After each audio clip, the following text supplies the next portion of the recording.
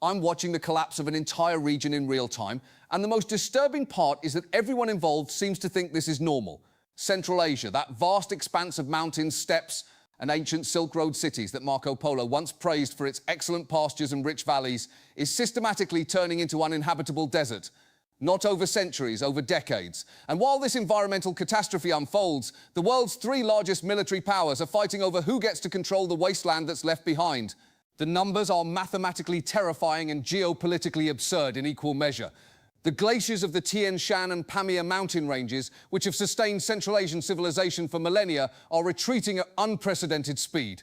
These aren't marginal changes. We're talking about the complete disappearance of water sources that currently support over 80 million people across Kazakhstan, Kyrgyzstan, Tajikistan, Turkmenistan, and Uzbekistan. The region that once served as the crossroads of global trade is becoming a case study in how climate change can accelerate great power competition until everyone loses. But here's where this story transcends typical environmental disaster and enters the realm of systematic geopolitical insanity.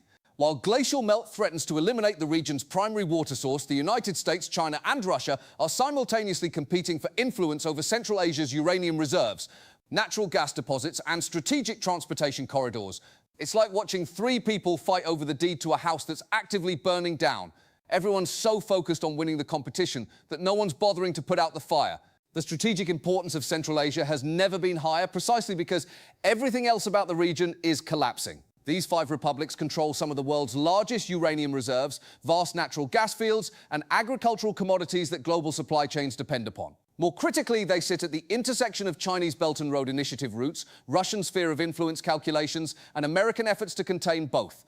The Trans-Caspian international transport route, or Middle Corridor, has become a vital artery for goods traveling from China to Europe while bypassing Russian territory, except that route depends on the Caspian Sea, which is drying up faster than anyone anticipated. The cruel mathematical reality is that Central Asia's water crisis is occurring simultaneously with increased strategic competition for the region's resources. China needs Central Asian energy to power its manufacturing economy. Russia considers the region part of its traditional sphere of influence and has no intention of ceding control to Beijing or Washington. The United States sees Central Asian uranium and rare earth minerals as essential for reducing dependence on Chinese supply chains. All three powers want to secure their interests before the region becomes too unstable to operate in, which means everyone's racing to extract maximum value before the water runs out. This creates a feedback loop of accelerated destruction. Chinese investments prioritize short-term resource extraction over long-term environmental sustainability. Russian infrastructure projects focus on military and energy logistics rather than water conservation.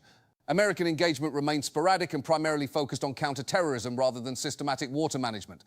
Each power's approach to Central Asia assumes that the current resource base will remain available indefinitely, even as satellite imagery shows rivers disappearing and reservoirs drying up across the region. The Caspian Sea situation perfectly illustrates this dynamic insanity. The world's largest inland body of water is shrinking at a rate that threatens to eliminate the entire Trans-Caspian shipping route within decades. Kazakhstan and Russia, which depend on Caspian cargo routes for energy exports, are watching their coastlines retreat while continuing to build port infrastructure as if the sea level was stable.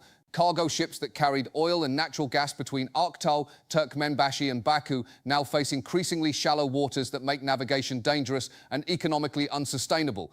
Meanwhile, upstream water usage is accelerating the Caspian's decline. Russia's increased damming and extraction from the Volga River system reduces inflow to the Caspian, while industrial development along the shoreline increases water consumption for mining and manufacturing operations. China's investments in Central Asian energy infrastructure often require massive water usage for cooling and processing, further straining the regional water budget. The result is that everyone's economic activity is systematically destroying the geographic foundation that makes their investments viable. Afghanistan's role in this crisis adds another layer of regional complexity that borders on the surreal. The Taliban government has accelerated construction of the Kosh-Tepe Canal, which will significantly reduce water flow to the AMU Darya River system that Uzbekistan, Turkmenistan and parts of Kazakhstan depend upon. This isn't an accident, it's a deliberate strategy to leverage water control for economic and political influence. Afghanistan is using upstream water access as leverage against neighbors who have superior military and economic resources, but depend on Afghan-controlled watersheds. China's approach to Central Asian water politics reveals the systematic nature of great power resource competition. Through Belt and Road Initiative projects, Chinese companies have gained control over significant portions of regional infrastructure while consistently prioritizing projects that serve Chinese strategic interests over local sustainability. Chinese extraction from the Ili and Irtysh river systems has reduced water flow to Kazakhstan's Lake Balkhash, but those rivers are essential for Chinese industrial operations in Xinjiang province. Beijing's strategic calculation appears to be that Central Asian water resources should serve Chinese development priorities, with regional states functioning as junior partners in this arrangement. This isn't necessarily malicious, it's economically rational from a Chinese perspective. China has over 1 billion people and the world's second-largest economy. Central Asia has abundant resources and small populations. From Beijing's viewpoint, resource allocation should reflect economic efficiency rather than arbitrary political boundaries established during Soviet collapse. Russia's water strategy in Central Asia follows a different logic but produces equally destructive results. Moscow treats the region as a buffer zone that should remain dependent on Russian infrastructure and expertise. This means Russian investments often deliberately maintain Central Asian dependence rather than building genuine self-sufficiency. Russian agricultural policies encourage Central Asian cotton and agricultural exports to Russian markets, which requires intensive irrigation that depletes already scarce water resources. The Russian approach creates a dependency relationship where Central Asian states remain economically tied to Moscow through resource extraction and agricultural export arrangements that systematically degrade their environmental sustainability. Russia doesn't necessarily want Central Asia to collapse, but it also doesn't want the region to develop sufficient independence to align with Chinese or American interests. This produces policies that maintain short-term political control at the expense of long-term environmental viability. American engagement in Central Asia remains sporadic and largely focused on security rather than systematic development assistance. After withdrawing from Afghanistan, the United States has limited military presence in the region and tends to approach Central Asian relationships through episodic diplomatic initiatives rather than sustained institutional engagement. This creates a strategic vacuum that China and Russia are actively filling through infrastructure investment and security cooperation agreements. The tragic irony is that the United States has superior technical capabilities for water management and environmental restoration, but lacks the institutional commitment for long-term engagement that these challenges require. American companies have developed advanced technologies for water conservation, renewable energy, and sustainable agriculture that could theoretically address Central Asian environmental challenges. However, American political attention spans rarely extend beyond immediate security threats, which means environmental cooperation remains a secondary priority, even when it affects fundamental strategic interests. This brings us to the regional migration mathematics that should terrify anyone interested in global stability. Central Asia currently supports roughly 80 million people across 5 countries. If current water trends continue, large portions of the region could become uninhabitable within decades.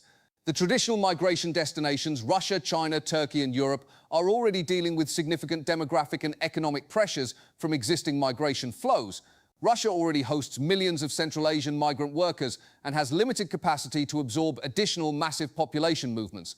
China's western provinces face their own water challenges and rising unemployment that makes large-scale in-migration politically problematic. Turkey confronts economic crisis and hosts millions of Syrian refugees, while Europe struggles with existing migration pressures and rising populist political movements that oppose additional refugee settlements. The mathematical reality is that there's no existing international framework capable of managing climate-driven migration on the scale that Central Asian water collapse could produce. Unlike war refugees, who can theoretically return home after conflicts end, climate refugees often have no viable return option. When entire regions become uninhabitable due to water scarcity, traditional approaches to refugee management become irrelevant. This creates the potential for migration-driven conflicts that could destabilize multiple regions simultaneously. Central Asian population movements toward Russia could exacerbate ethnic tensions and economic competition that the Russian political system is poorly equipped to manage.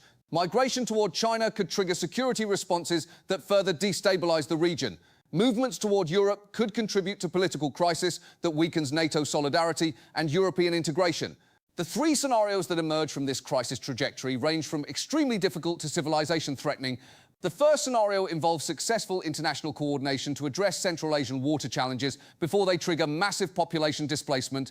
This would require unprecedented cooperation between the United States, China, and Russia, combined with massive investment in water infrastructure, agricultural modernization, and renewable energy systems. While technically possible, this scenario requires political will that none of the major powers have demonstrated.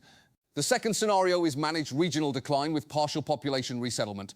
Central Asian governments, supported by international assistance, implement planned migration programs that relocate populations from water-scarce areas to more sustainable regions. This approach minimizes humanitarian suffering while accepting that significant portions of Central Asia will be abandoned. Some precedent exists for planned population movements, but the scale required would be unprecedented in modern history. The third scenario is chaotic collapse with uncontrolled mass migration. Water scarcity triggers economic breakdown, political instability, and unplanned population movements that overwhelm neighboring countries and international assistance capabilities. This scenario creates security crises that force military responses from major powers, potentially triggering broader regional conflicts over resource access and population movements. The geopolitical implications of Central Asian collapse extend far beyond the region itself. Chinese Belt and Road Initiative investments become worthless if the territories they traverse become uninhabitable. Russian influence in the region evaporates if there are no functioning states to maintain relationships with. American strategic interests in containing Chinese expansion are undermined if China gains exclusive control over whatever resources remain accessible. More fundamentally, Central Asian collapse would demonstrate that climate change can overwhelm traditional geopolitical calculations faster than political systems can adapt. If great power competition prevents effective response to environmental challenges, other regions facing similar pressures, the Middle East, North Africa, South Asia, could experience accelerated breakdown as governments conclude that international cooperation is impossible. What makes this crisis particularly dangerous is that all three major powers are approaching Central Asia with strategic frameworks developed during periods of environmental stability. Chinese Belt and Road Initiative planning assumes that current resource availability and transportation routes will remain viable for decades. Russian regional influence strategies depend on Central Asian states remaining weak enough to require Moscow support, but stable enough to provide reliable partnership. American containment approaches assume that Chinese and Russian activities in Central Asia can be balanced through diplomatic and economic competition.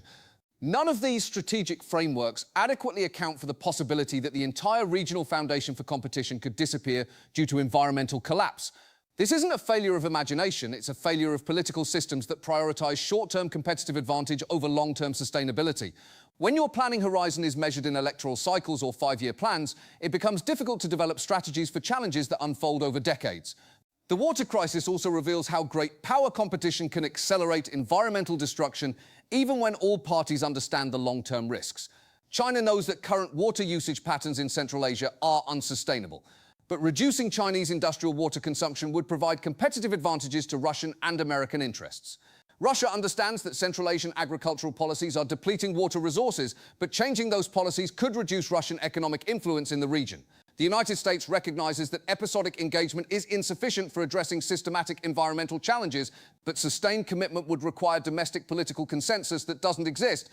This creates a collective action problem where rational individual behavior produces collectively catastrophic outcomes. Each power pursues policies that maximize short-term advantage while contributing to long-term regional collapse. Everyone understands the mathematics of the crisis, but no one has sufficient incentive to bear the costs of addressing challenges that primarily benefit competitors. The technological solutions exist, but the political framework for implementing them doesn't. Advanced water management, renewable energy systems, and sustainable agricultural technologies could theoretically maintain Central Asian civilization even under increased climate stress. However, deploying these technologies effectively would require coordinated international investment that current great power relationships make politically impossible. Central Asia has become a test case for whether human political systems can adapt quickly enough to address climate-accelerated challenges. The region sits at the intersection of the world's three largest powers, controls resources essential for global supply chains, and faces environmental pressures that could displace millions within decades. The most tragic aspect may be that Central Asian water challenges are still technically solvable. Unlike some climate impacts that reflect irreversible changes, water management involves human systems that can be modified through political decisions and technological investment. The glacial retreat accelerating the crisis is largely unstoppable, but its impact could be mitigated through coordinated action. Instead, we're watching a preview of how climate change interacts with geopolitical competition to produce outcomes that serve no one's interests. Central Asia is becoming uninhabitable, not because the technical challenges are impossible, but because political cooperation is apparently more difficult than managing environmental collapse. The window for preventing catastrophe in Central Asia is closing rapidly, but it hasn't closed yet. What happens there over the next decade will determine whether similar environmental challenges trigger managed adaptation or chaotic breakdown. The great powers currently competing for Central Asian influence have the resources and capabilities to address the region's water crisis if they can develop political frameworks that prioritize long-term stability over short-term competitive advantage. But based on current trends, that's looking increasingly unlikely.